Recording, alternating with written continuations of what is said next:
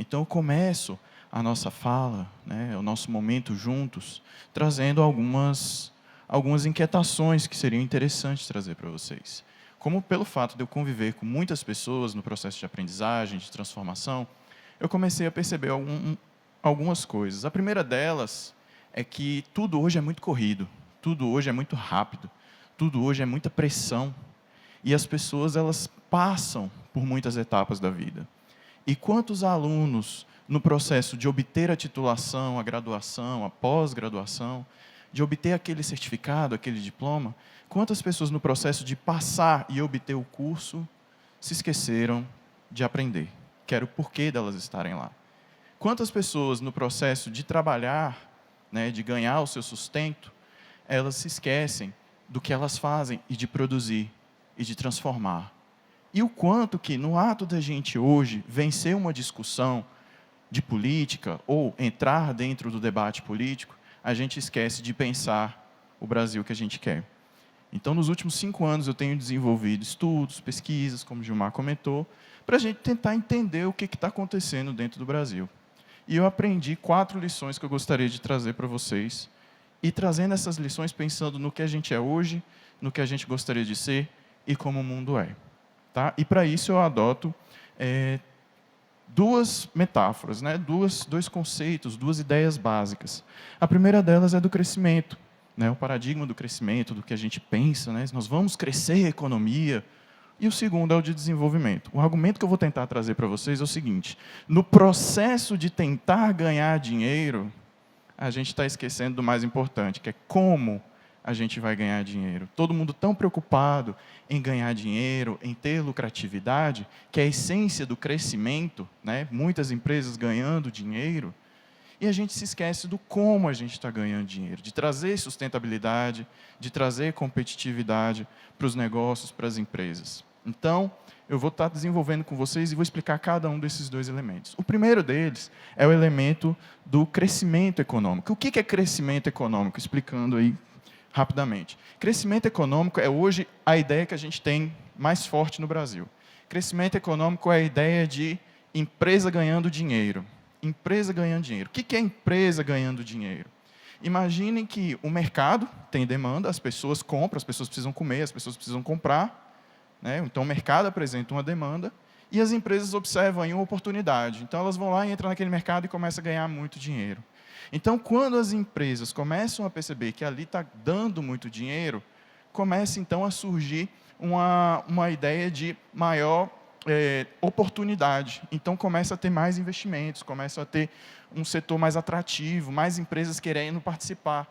Com o aumento da quantidade de empresas, a gente vai, então, ter um aumento de oferta de empregos, né, porque são mais empresas, então mais empregos, né, e esses empregos vão gerando mais oportunidades até chegar à ideia de que a gente vai ter muitas empresas e a gente vai chegar no ideal de pleno emprego, que é quando tem muita oferta de emprego no país. E a ideia da lucratividade, ela é pautada numa questão muito simples. Eu gasto pouco, eu recebo muito, né? Então, a ideia a curto prazo é que, tendo muitas empresas ganhando muito e lucrando muito, vai aumentar a arrecadação de impostos, vai melhorar a oferta de trabalho. E assim, com o crescimento, nós vamos alcançar uma situação de maior conforto. Até chegar num ponto que vai ter tanta oferta de emprego, que aí as empresas vão começar a lutar para ter os melhores trabalhadores. Então, vão começar a competir pelos trabalhadores. Então, a ideia do crescimento é garantir uma base simples, que as empresas ganhem dinheiro. E como que isso tem sido alcançado em termos de Brasil? Primeiro, com a ideia de que a gente precisa baratear as empresas. Então, é um discurso muito forte hoje, vamos tornar a empresa mais barata. E com isso, o que aconteceu? Aconteceu da gente tornar a folha de salário mais barata, como? Por meio da reforma trabalhista. Então, a gente já conseguiu isso. A segunda é ter mais uma oferta de mão de obra, ou seja, mais pessoas trabalhando no mercado. E assim, com mais trabalhadores, né, o preço do trabalho cai, porque é mais gente competindo por um emprego. Como é que a gente consegue isso? A gente já conseguiu com a reforma da Previdência. Então, as pessoas demoram mais tempo para se aposentar e, com isso, tem mais gente no mercado. E a terceira linha de frente é a redução de tributos, que é hoje uma das pautas, né? Tornar as empresas mais baratas em termos de tributos, em termos de imposto. Então, a ideia desse pessoal é ter mais empresas, e trazendo mais empresas, com isso o Brasil cresce. Só que essa é uma visão que a gente pode entender contrapondo a outra, que é a do desenvolvimento. Se o Brasil está pensando em crescimento, lá fora, no estrangeiro, nos países do norte, nos Estados Unidos, na Europa, eles pensam em desenvolvimento. E o que é a ideia do desenvolvimento? Aqui a gente não pensa em lucratividade, aqui a gente pensa em competitividade e sustentabilidade. E o que é a competitividade e sustentabilidade? Não é só a questão de ganhar dinheiro, é como ganhar dinheiro, é ser competitivo, é ser o melhor. E aí a gente pode colocar numa contraposição um exemplo muito simples. As empresas brasileiras conseguem competir com as empresas estrangeiras? Nós somos tão bons quanto eles, nós temos uma oferta tão boa quanto eles, então eles pensam que o lucro não é o desejo primário de uma empresa. Ser competitivo, sim. Ser o melhor, sim. E como que a gente faz isso? Por meio de 3 elementos. Primeiro, diferenciar-se da concorrência, ser melhor que o concorrente. Segundo, ser o que inova. É aquele empresário, é aquele trabalhador que gosta da tecnologia, que entende que a tecnologia é algo que facilita a vida. Então, ela abraça a ideia da tecnologia. Né? E, principalmente, investimento em pessoas, que é a questão da produtividade no trabalho. Então, observem, enquanto aqui hoje, no Brasil, a gente está falando de tornar empregos mais baratos, o que lá fora eles querem? Eles querem tornar os empregos mais bem remunerados. Então, enquanto aqui a gente está falando de pagar menos, lá eles querem pagar mais. Por quê? Porque eles querem os melhores. Eles querem entender que a empresa tem os melhores trabalhadores, aqueles com as melhores cabeças, aqueles com as melhores capacidades de entrega. E como que a gente consegue esses 3 elementos? Primeiro, o primeiro elemento é investir em tecnologia. Investir de fato em tecnologia. O quanto que a empresa que você trabalha, ou a empresa que você tem, investe em melhoria todos os dias. O quanto que melhora os seus processos, as suas rotinas. Rotina é tudo, né? Então, como que melhora as suas rotinas? Como que ela investe em pessoas para tornar esses trabalhadores ainda melhores, mais potentes? E como que essa empresa fomenta, busca incentivar que o Brasil se desenvolva, não no sentido de quantidade, mas no sentido de qualidade, com mais educação, com mais seguridade, com as pessoas com a maior qualidade de vida para poder trabalhar melhor. Então, aqui sim a gente fala de produtividade, aqui sim a gente fala de um trabalhador satisfeito, e com um trabalhador satisfeito, a empresa tende a colher melhores resultados. Então, a gente tem 2 paradigmas. A gente tem um paradigma do crescimento, que é a empresa buscar a lucratividade, e, para isso, a gente tem visto um padrão muito particular, que eu gostaria de chamar a atenção, que é a estratégia de não mercado. O que é a estratégia de não mercado? Quando o empresário percebe, quando as empresas percebem que está pouco lucrativo aquele mercado, o que eles fazem? Eles começam a lutar. Criam associações, criam coletivos e começam a lutar para maiores intervenções, para que o governo, os governos criem condições para que essa empresa busque ter uma melhor condição de operar. E com isso, então, busca-se reduzir o pagamento da folha, reduzir tributos, busca-se incentivos fiscais. Os maiores escândalos de corrupção que a gente teve no Brasil nos últimos 10 anos, 20 anos, 30 anos, foram relacionados a empresas investindo em partidos políticos, porque, uma vez que os políticos se elegiam, eles conseguiam trazer retorno para essas empresas por meio de leis que beneficiavam. Então, o que é a estratégia de não mercado? Em vez da empresa mudar e se adaptar para o mercado e ser melhor, a empresa vai investir em governo para que o governo torne um ambiente melhor para ela. Então, a gente vê muito um padrão que é de, em vez da empresa olhar para dentro, ela olha muito para fora. Já na estratégia, no paradigma de desenvolvimento, num cenário em que o Brasil consegue ser competitivo, consegue se desenvolver como grandes nações, a empresa, em vez de tentar mudar o ambiente, ela muda de forma interna. E como que ela vai mudar de forma interna? Inovando. Inovando no seu dia a dia, nas suas crenças, nas suas rotinas, nos seus processos, nos seus produtos. Quando foi a última vez que você teve um produto novo, uma oferta nova? Quando foi que você começou a testar? Quando foi que você começou a aproveitar o trabalhador que você tem dentro da sua empresa para gerar ideias? Quando foi a última vez que você adquiriu um software, um sistema novo, para melhorar o dia a dia, as rotinas da sua empresa? Então, aqui a gente não está falando de um empresário que olha para fora. A gente está falando de uma empresa que olha para dentro e se adapta adequadamente ao mercado. Então, ao invés dela pensar que ela precisa ganhar dinheiro, ela pensa como eu vou competir para que eu não tenha a possibilidade de não ganhar dinheiro, porque a minha oferta é a melhor. E com isso a gente garante sustentabilidade. Então, quais são essas 4 lições que a gente pode aprender? Né? A primeira delas é o seguinte, que se você tenta mudar o seu ambiente, você está tentando mudar uma coisa que é grande demais, que tem muitas variáveis, que você não vai conseguir fazer. É um exercício fútil você tentar mudar o ambiente ao seu favor, porque o ambiente ele muda o tempo todo. Esse ano, todo mundo que estava pensando que a empresa poderia ser a melhor possível, foi pego de surpresa por uma pandemia de coronavírus. Mas o que garante que a gente não vai ter uma guerra a qualquer momento? O que garante que não vai ter um outro surto de doença? Então é mais fácil você mudar a empresa e você se adaptar ao ambiente do que você tentar adaptar o ambiente à sua empresa.